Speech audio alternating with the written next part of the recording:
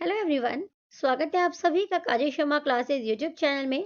आज की वीडियो में जो टॉपिक हम डिस्कस करने वाले हैं वो है कॉन्सेप्ट ऑफ नॉलेज। यानी हम जानेंगे नॉलेज के कॉन्सेप्ट के बारे में। नॉलेज होती क्या है, नोइंग किसे कहते हैं, कैरेक्टरिस्टिक्स एंड टाइप्स हम इस वीडियो में डिस्कस करने वाले हैं। तो चलिए स्टार्ट करते हैं। व्हाट इज नॉलेज यानी ज्ञान होता क्या है। Knowledge is understanding and awareness of something. यानी जब हम किसी चीज के बारे में जागरूक होते हैं, हमें किसी चीज की अंडरस्टैंडिंग होती है, उसे नॉलेज कहा जाता है। And it refers to the information, fact, skill and wisdom acquired through learning and experiences in life. यानी कि जब हम अपनी डे टू डे लाइफ में कोई इंफॉर्मेशन लेते हैं, फैक्ट्स को जानते हैं, समझते हैं, स्किल्स को देखते हैं, विजडम यानी कि बुद्धि, जब हम नॉलेज प्राप्त कर लेते हैं तो हमारे अंदर विजडम आती है, बुद्धि आती है, जिसको हम अपने डेली के लर्निंग एंड एक्सपीरियंसेस से सीखते हैं। Knowledge is very wide concept and has no end. यानी कि जो नॉलेज है काफी बड़ा व्यापक कॉन्सेप्ट है और नॉलेज का कोई अंत नहीं होता। यानी कि नॉलेज एक कॉन्टिन्यूस प्रोसेस है।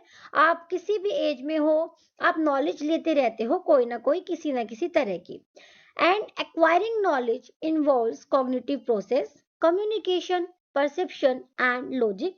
यानी कि अगर हम नॉलेज की बात करें, ज्ञान प्राप्त करने की बात करें, तो उसमें आपका कॉग्निटिव प्रोसेस शामिल होता है, इंक्लूड होता है। यानी कि जो संज्ञानात्मक प्रक्रियाएं होती हैं वो इन्वॉल्व होती हैं। कम्युनिकेशन यानी कि आप एक दूसरे से डिस्कशन करते हो, अपने जो थॉट्स हैं उनका जो है एक तरह से एक्सचेंज करते हो। परसेप्शन यानी कि एक अनुमान लगाते हो, लॉजिक लगाते हो। तो इसी से जो है हमें नॉलेज मिलती है या फिर हम नॉलेज एक्वायर करते हैं। नेक्स्ट है व्हाट इज नोइंग। एक तो होता है नॉलेज एंड नेक्स्ट होता है नोइंग यानी कि जानना, जिसको हम हिंदी में कहते हैं। तो it is subjective experience of having knowledge और awareness about something and based on experience and intuition. यानी कि नॉलेज तो होता है ज्ञान, जब आप कोई किसी भी तरह का ज्ञान ले रहे होते हो या फिर इंफॉर्मेशन कोई ना कोई आप एक तरह से एक्वायर करते हो, तो वो होती है नॉलेज। लेकिन जब आप उस नॉलेज को प्राप्त कर लेते हो, उस चीज को जान जाते हो, तो वो कहलाता है नोइंग।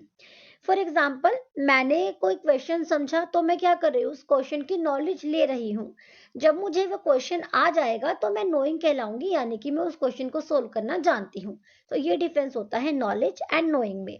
नेक्स्ट है डेफिनेशन ऑफ नॉलेज। अलग अलग जो एजुकेशनिस्ट हुए उन्होंने नॉलेज को लेकर डेफिनेशन दी। सो जो फर्स्ट जो डेफिनेशन है वो अकॉर्डिंग टू सोक्रेट्स यानी कि सुकरात के अनुसार, knowledge is the highest virtue. यानी नॉलेज को सबसे हाईएस्ट गुण माना जाता है। नॉलेज से ज्यादा सर्वोच्च यानी सुप्रीम कुछ नहीं होता, ये बताते हैं सुकरात। देन जो नेक्स्ट डेफिनेशन है वो रसील के थ्रू दी गई थी। Knowledge is that which enlightens the human mind. यानी कि ज्ञान वह है जो मानव मस्तिष्क को एनलाइटन करता है, यानी कि प्रबुद्ध बनाता है। एक तरह से आप बोल सकते हो, जो मानव का ब्रेन होता है, माइंड होता है, उसको लाइटन करता है। नेक्स्ट जो डेफिनेशन है वो होब्स के थ्रू दी गई थी। नॉलेज इज पावर, यानी जो नॉलेज है वही पावर है, ज्ञान ही शक्ति है।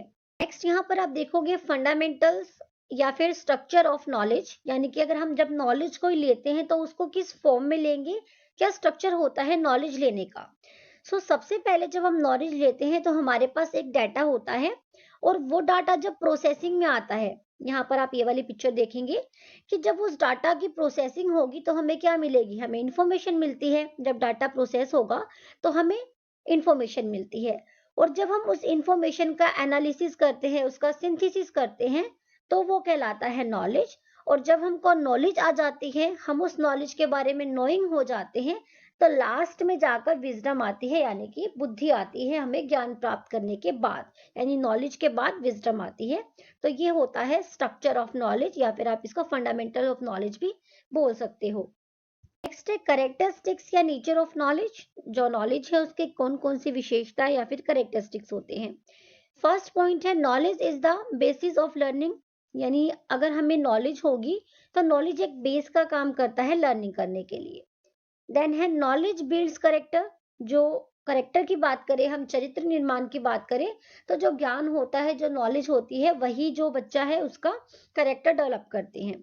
फिर आता है knowledge makes life successful. Knowledge जो है लाइफ को सक्सेसफुल बना पाती है, अगर वो नॉलेज अच्छी होगी, राइट डायरेक्शन में होगी तो। फिर आता है information is the source of knowledge. Information knowledge का सोर्स होती है कि आपको किस तरह की इंफॉर्मेशन मिल रही है। फिर आता है नॉलेज इज बाउंडलेस, यानी कि जो नॉलेज है उसकी कोई बाउंड्री नहीं होती। आप किसी भी तरह की नॉलेज ले सकते हो, तो नॉलेज की कोई बाउंड्री नहीं हो सकती। नेक्स्ट है knowledge can be learned. Knowledge को हम सीखते हैं, नॉलेज किस तरह से हमको लेनी है, कहाँ की नॉलेज हमें लेनी है, तो नॉलेज एक तरह से लर्निंग के थ्रू आती है, लर्न होती है या फिर एक्वायर होती है। फिर आता है नॉलेज इज चेंजेबल। बिल्कुल नॉलेज चेंजेबल होती है, टाइम के अकॉर्डिंग हमारी एक तरह से थिंकिंग डेवलप होती है, जो हमें नॉलेज के थ्रू ही मिलती है। फिर आता है गेन्ड बाय एफर्ट्स, कि नॉलेज जब हम प्राप्त करते हैं, उसको एक्वायर करेंगे तो थोड़े एफर्ट्स तो लगते ही हैं नॉलेज को गेन करने में। फिर आता है कॉन्टिन्यूस प्रोसेस। नॉलेज एक कॉन्टिन्यूस प्रोसेस है, आप बच्चे हो, एडल्ट हो या फिर आप किसी भी एज में हो, नॉलेज आप लेते रहते हो कॉन्टिन्यूसली। नेक्स्ट आता है सेलेक्टिव नेचर। नॉलेज का सेलेक्टिव नेचर होता है, यानी कि आप अपने अकॉर्डिंग देखते हो को आपको किस तरह की नॉलेज लेनी है, तो ये सिलेक्टिव नेचर की होती है। तो ये थे नेचर और characteristics of knowledge. Next types of knowledge. Knowledge के कितने प्रकार होते हैं, यहाँ पर हम इस वीडियो में पर्टिकुलरली 10 जो टाइप्स है उसको डिस्कस करेंगे, हालांकि और भी टाइप्स होते हैं नॉलेज के। बाकी इस वीडियो में हम 10 टाइप्स ही डिस्कस करेंगे विद एग्जांपल्स। तो चलिए वन बाय वन स्टार्ट करते हैं टाइप्स ऑफ नॉलेज। फर्स्ट जो टाइप है वो है अप्रायोरी नॉलेज, यानी कि प्राक अनुभवी ज्ञान। आप नाम से ही देख सकते हो अप्रायोरी नॉलेज, यानी कि जो आपको प्रीवियस नॉलेज होती है वहां से थोड़ा बहुत कनेक्ट करके उस नॉलेज को कहा जाता है प्रायोरी नॉलेज। समझेंगे इसको। अब प्रायोरी नॉलेज इज इंटेलेक्चुअल नॉलेज, यानी जो प्रायोरी नॉलेज होती है वो आपकी बौद्धिक नॉलेज होती है, यानी कि बौद्धिक ज्ञान होता है।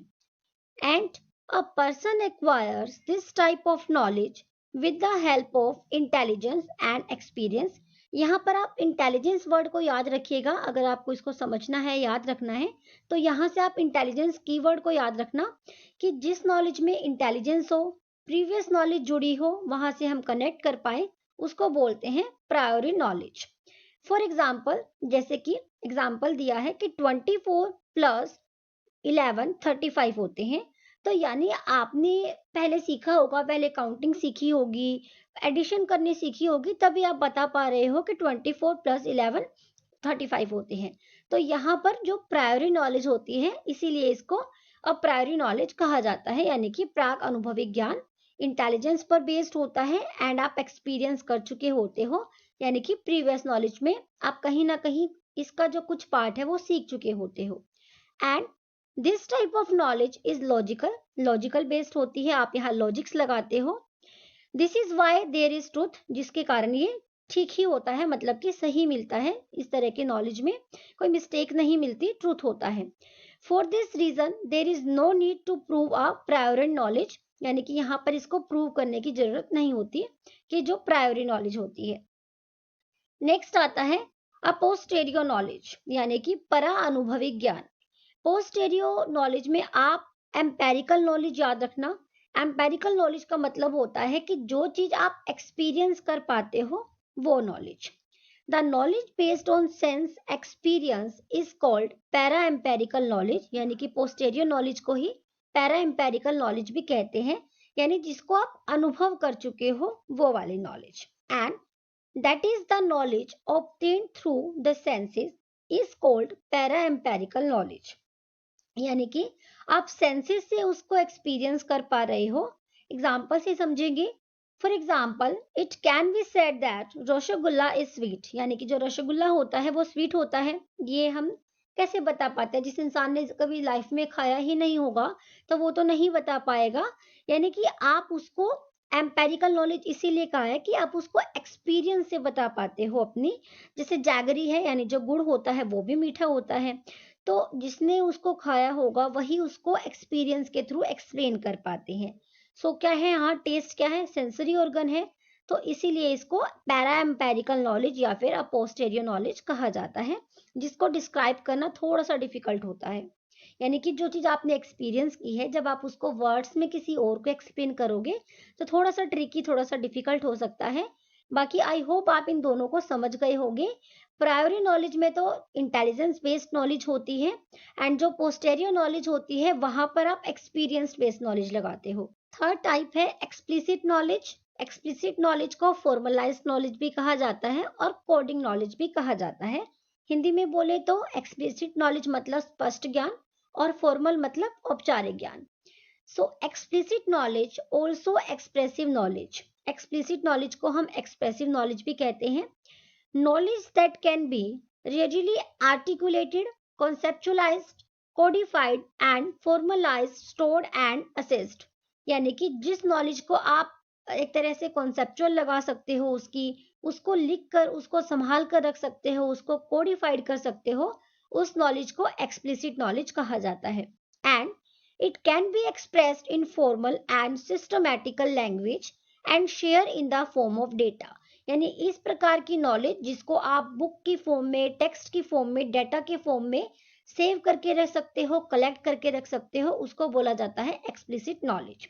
For example, the information contained in encyclopedias and text book are good example of explicit knowledge.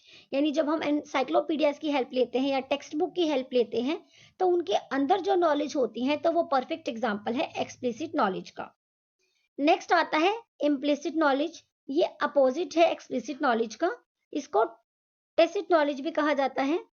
Implicit knowledge is knowledge that is difficult to express और extract, therefore it is more difficult to transfer to others by means of writing it down and verbalising it. देखिए मैंने बताया था कि जो explicit knowledge है उसके just opposite implicit knowledge है। यानी कि एक्सप्लिसिट में तो आप अपनी नॉलेज को एक तरह से स्टोर करके रख सकते हो डाटा फॉर्म में, फॉर एग्जांपल टेक्स्ट बुक। लेकिन इम्प्लिसिट नॉलेज में आपको नॉलेज तो है बट उसको एक्सप्रेस करना लिटिल बिट ऑफ आप बोल सकते हो टफ होता है, या फिर उसको आप राइटिंग फॉर्म में या वर्बलाइज फॉर्म में नहीं एक्सप्लेन कर पाते हो। यहाँ पर मैं एक आपको अच्छा सा एग्जाम्पल दूं तो जैसे आप पेंटिंग करते हो तो किसी के अंदर गॉड गिफ्टेड स्किल्स होती हैं तो वो सेम स्किल आप उनको नहीं सिखा सकते हो। यहाँ पर और भी एग्जांपल्स दिए हैं जिनको अभी हम देखेंगे। This can include motor skills, इसमें स्पेशली मोटर स्किल्स आती हैं, जैसा अभी मैंने आपको पेंटिंग का एग्जांपल दिया वो भी मोटर स्किल्स का ही एग्जांपल है। Personal whim, experience, insight and intuition. Some examples of implicit knowledge are knowing how to walk, run यानी भागते कैसे हैं किसी का अपना चलने का तरीका है, राइड अ बाईसाइकिल और स्विमिंग करने का तरीका, साइकिल चलाने का तरीका। तो ये कुछ तरीके ऐसे होते हैं जिसको आप लिख नहीं सकते।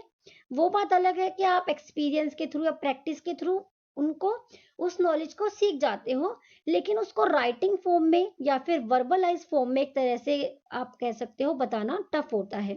तो इसको बोला जाता है इम्प्लिसिट नॉलेज या फिर टैसिट नॉलेज। नेक्स्ट है फिफ्थ टाइप, जो कि होगी अकॉर्डिंग टू इंडियन फिलोसफी, यानी कि भारतीय दर्शन शास्त्र के अकॉर्डिंग जो हम फिफ्थ एंड सिक्स टाइप पढ़ेंगे वो अकॉर्डिंग टू इंडियन फिलोसफी होगी। यहाँ फिफ्थ टाइप के टू पार्ट्स हैं, पराविद्या और अपराविद्या।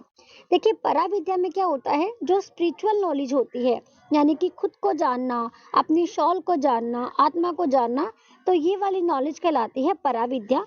एंड जो बी पार्ट है वो है अपराविद्या।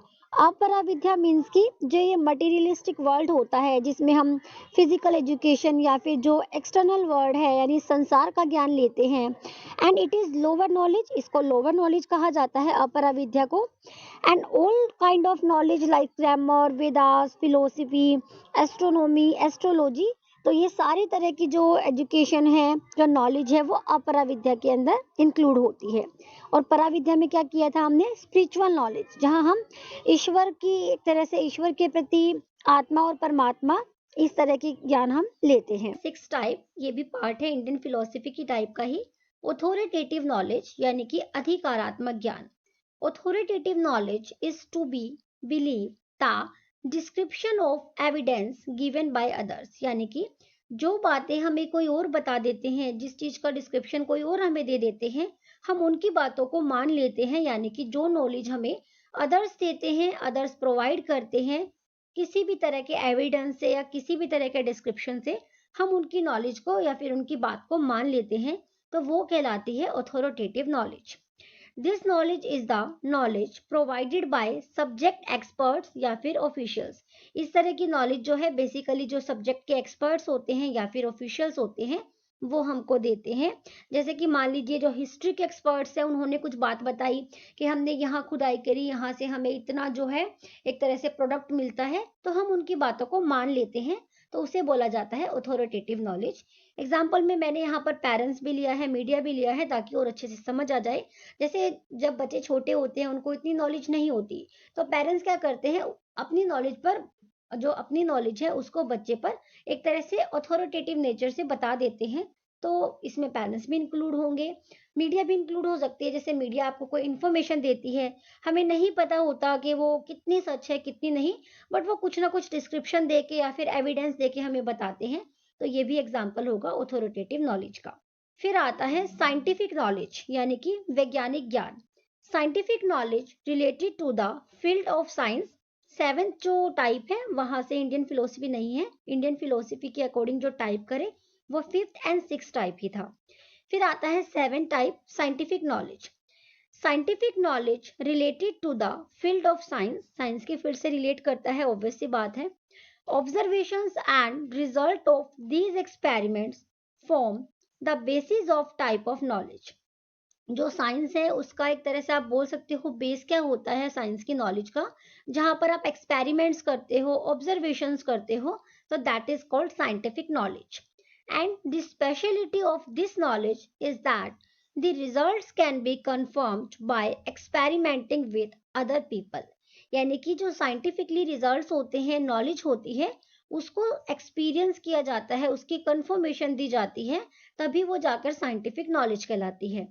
नेक्स्ट टाइप है प्रैग्मेटिक नॉलेज या फिर क्रियात्मक ज्ञान। यानी कि जो लर्निंग बाय डूइंग नॉलेज होती है उसे ही प्रैग्मेटिक नॉलेज कहा जाता है।